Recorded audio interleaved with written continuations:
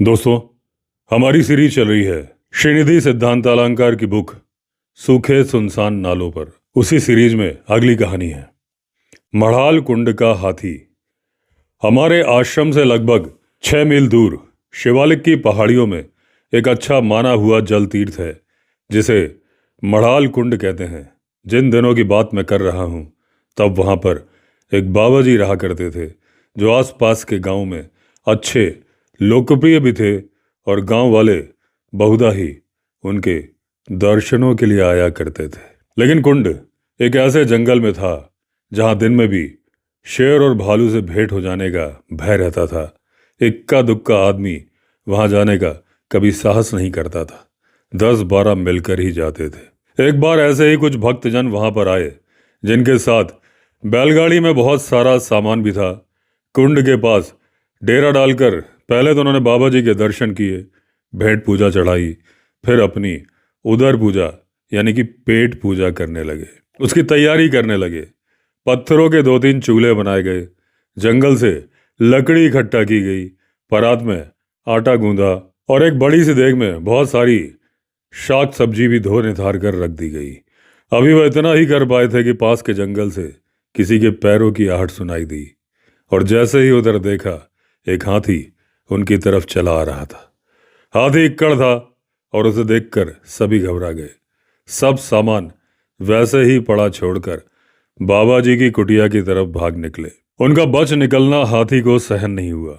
वो आया था शायद 2-3 की बलि लेने के लिए, लेकिन उसमें जब उसे सफलता नहीं मिली तो वह झल्ला उठा और उस सामान पर ही रोष उतारने लगा।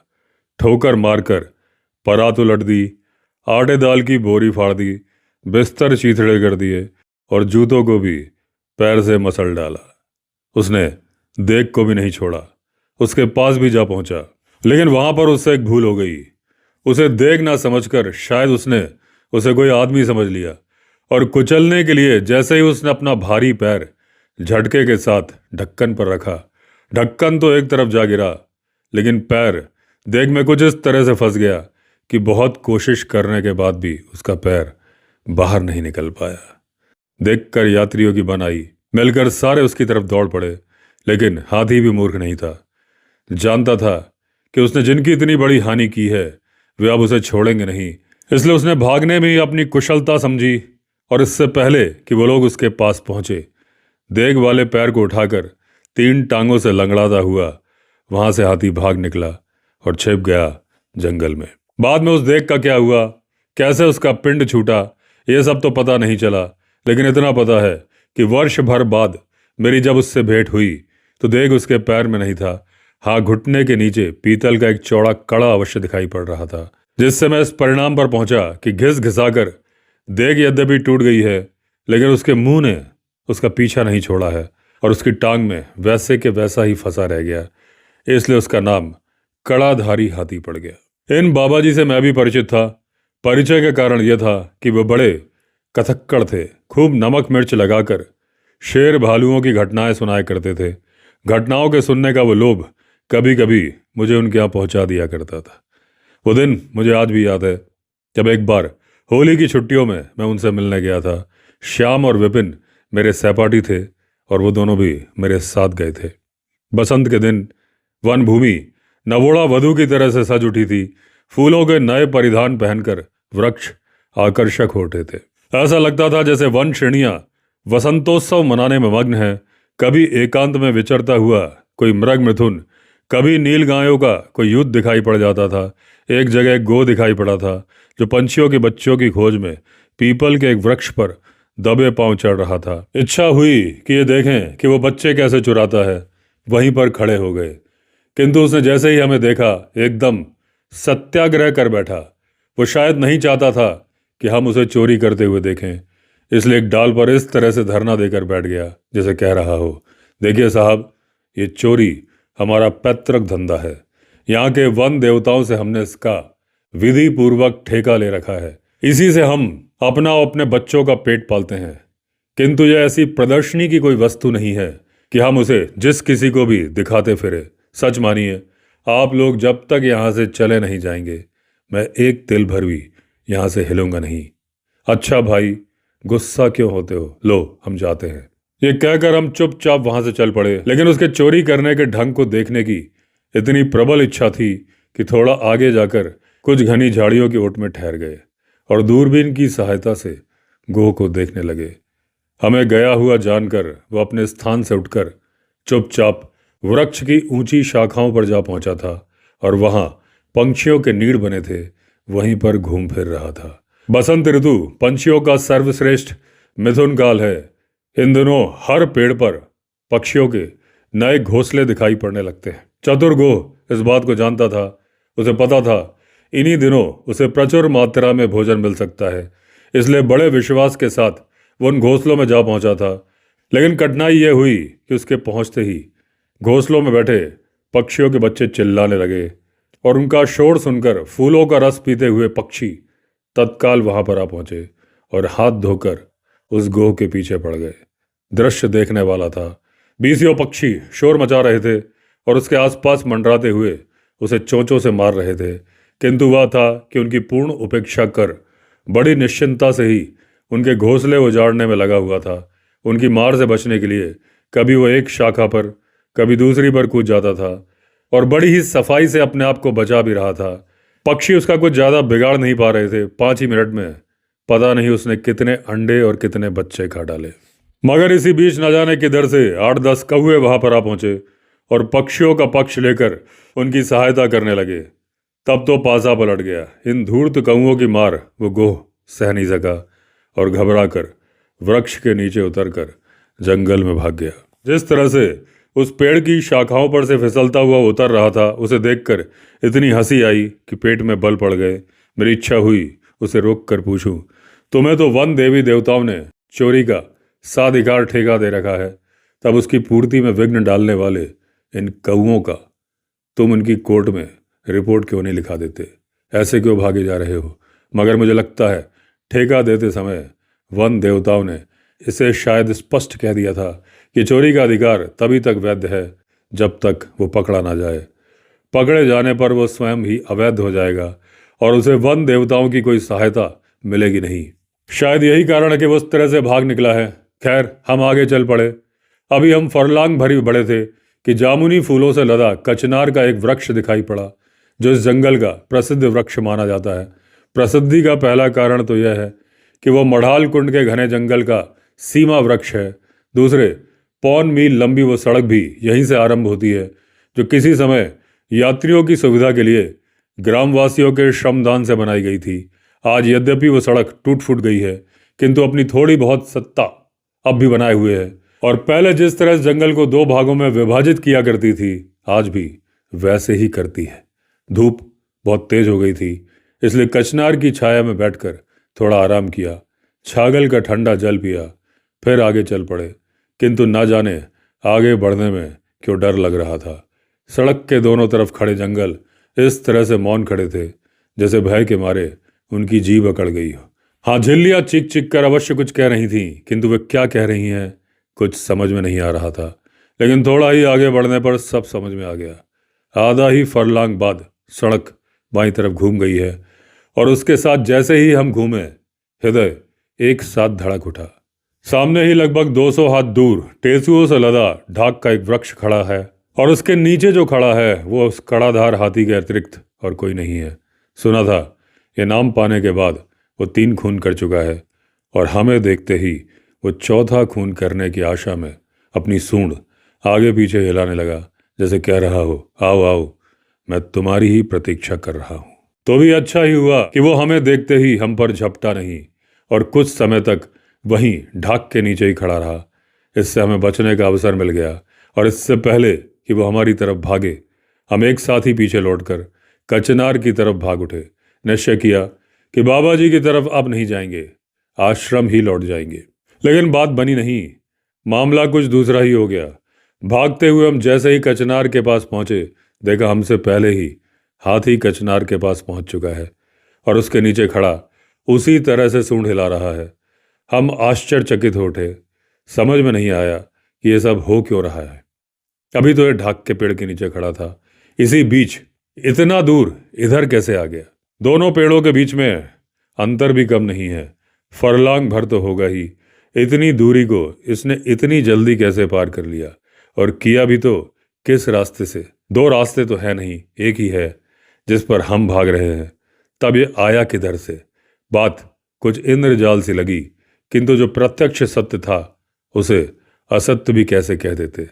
हाथी खड़ा तो था, इसलिए उससे बचने के लिए एक बार फिर पीछे लौट जाना पड़ा, उसी ढाक के वृक्ष की तरफ। किंतु इस बार भी इंद्रजाल वैसा ही बना रहा। अत्यंत आश्चर्य में पड़ जाने के अतिरिक्त इस बार भी कोई दूसरी बात नहीं हुई, क्योंकि भागते हुए जैसे ही हम ढाक की तरफ पहुंचे, देखा हाथी इस बार भी ढाक के नीचे खड़ा है और सूंड हिलाता हुआ शायद कह रहा है, भागना व्यर्थ है, चुपचाप आत्मसमर्पण कर दो। बात उसकी शायद ठीक भी थी, क्योंकि उसने जिस तरह से हमें घेर लिया था, बच सकना संभव प्रतीत नहीं हो रहा था। पहले तो ये इच्छा हुई कि भागकर सामने के वृक्ष पर चढ़ जाएं, किंतु बात जची नहीं। एक तो हमें चढ़ने का अवसर ही कहाँ देगा, बीच में ही पकड़ लेगा। यदि किसी तरह से चढ़ भी गए तो उस पर से उतरने नहीं देगा, वृक्ष के नीचे अखंड पहरा लगा देगा। तब फिर अभी सोच ही रहे थे कि एक उपाय सूझ गया। इस 2 बार के दौड़ने में हम इतना तो समझ गए थे, इसकी तरफ पीट करके हम जैसे ही दौड़ने लगते हैं, ये तत्काल जंगल में घुस जाता है और किसी छोटे मार्ग से, जिससे भली प्रकार से परिचित है, लंबे डग भरता हुआ हमसे पहले ही हमारे इच्छित वृक्ष पर पहुंच जाता है। हम ये भी जानते थे कि इस बार भी वो ऐसा ही करेगा। हम जैसे ही पीछे लौटेंगे, ये भी तुरंत जंगल में घुसकर, क्योंकि इस बार भी हम कचनार की तरफ ही लौट रहे थे, भाग उठेगा और हमसे पहले ही पहुंच जाएगा। ऐसा ही हुआ भी। उससे बचने के लिए तीसरी बार हम फिर पीछे लौटे, वो तुरंत जंगल में घुस गया। उसका घुसना ही था कि हम तत्काल ही पीछे लौटकर ढाक की तरफ भाग उठे। भाग तो उठे, और हाथी को धोखा देकर उससे अपनी रक्षा करने का यह उपाय भी बहुत अच्छा था, मगर इसे पूरी तरह से सफल बनाने के लिए साहस और शीघ्रता की अत्यंत आवश्यकता थी। समय का प्रश्न सबसे मुख्य था। आत्मरक्षा के लिए बहुत ही नपा तुला समय हमारे पास था, केवल 3 मिनट। पहला मिनट तो वो जिसमें वो कचनार तक पहुंचेगा, दूसरा तब जब वह वहां पर पहुंचकर हमारी प्रतीक्षा करेगा, और तीसरा वो जब वो हमें नहीं आता हुआ देखकर संदेह में पड़कर फिर से ढाक की तरफ लौट आएगा। बस इतना ही समय हमारे पास था, और इसी बीच हमें वो सब कुछ कर लेना था। इन 180 सेकंडों का एक एक क्षण हमारे लिए बहुमूल्य था। किंतु 14-15 वर्ष की उस आयु में हमें अभी तक साहस छोड़ बैठने की शिक्षा मिली नहीं थी। अपनी तेज दौड़ धूप पर हमें पूरा भरोसा था। मेरा विश्वास है कि इन्हीं दोनों बातों के कारण उस दिन हम उस खूनी हाथी से अपनी रक्षा कर सके।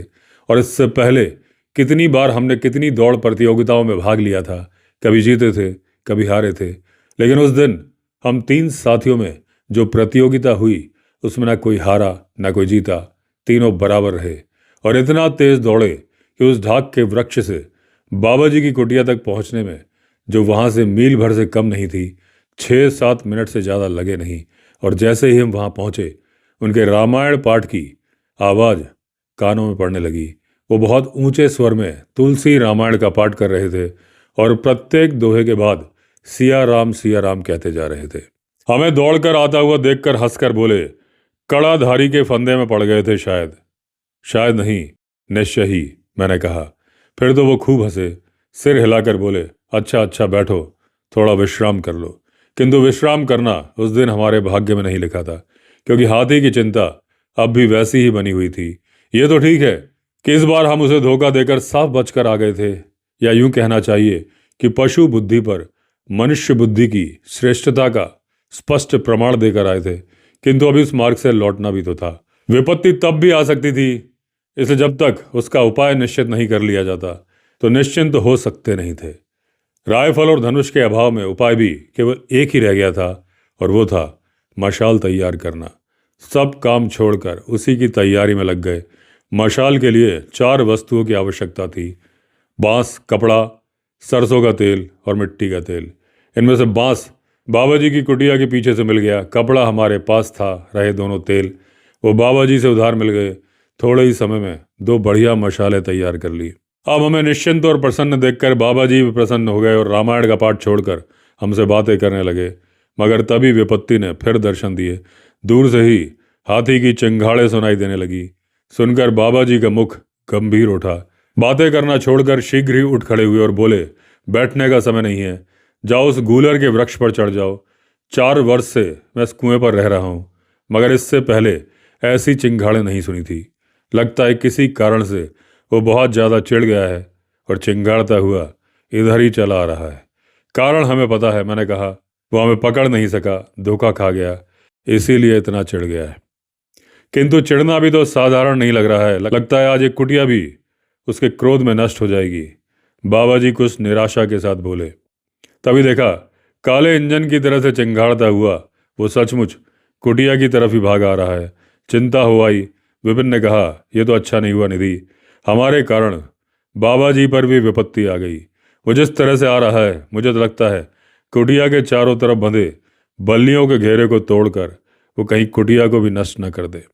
इन मशालों के रहते ना कर सकेगा, निश्चिंत रहो, मैंने कहा। और वैसा ही हुआ। हाथी वेग से भागा चला आ रहा था। वो इतने रोष में था कि मार्ग में पड़ने वाली निरपराध झाड़ियां और पौधे भी उससे बच नहीं पा रहे थे। उसकी ठोकरों से छिटक छिटक कर पत्थर भी इधर उधर गिर रहे थे।